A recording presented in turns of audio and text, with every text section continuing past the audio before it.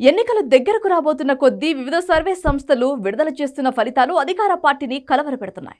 తాజాగా people's rights survey of India సంస్థ AP ఎన్నికలపై సర్వే చేసింది. జిల్లాల వారీగా ఈ సంస్థ ఫలితాలను విడుదల చేస్తూ వస్తోంది.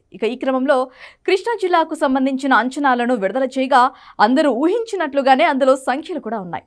అందులో వైసీపీ పరిస్థితి మాత్రం మరీ దయానీయంగా ఉంది. కృష్ణా జిల్లాలో టీడీపీ, జనసేన, బీజేపీ కూటమి క్లీన్ స్వీప్ చేయబోతుందని పీపుల్స్ రైట్స్ సర్వే తేల్చింది.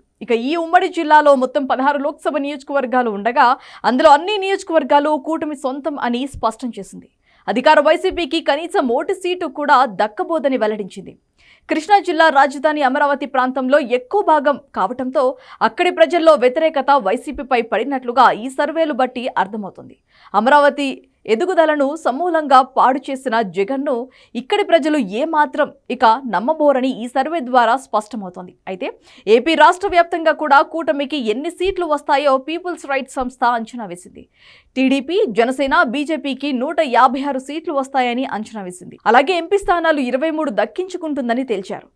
వైఎస్ఆర్సీపీ మాత్రం మొత్తం 175 నియోజకవర్గాల్లో ఈసారి 19 సీట్లకే పరిమితమవుతుందని సర్వే ద్వారా అంచనా వేశారు. కేవలం 2 మాత్రమే ఎంపీ స్థానాలు గెలవగలుగుతోందని గుర్తించారు. అటు ఓటు శాతం విషయంలో టీడీపీ, జనసేన, బీజేపీ కూటమి 55.70% ఓట్లు దక్కించుకుంటుందని, వైఎస్ఆర్సీపీ మాత్రం 38.10% మాత్రమే కైవసం చేసుకుంటుందని అంచనా వేశారు.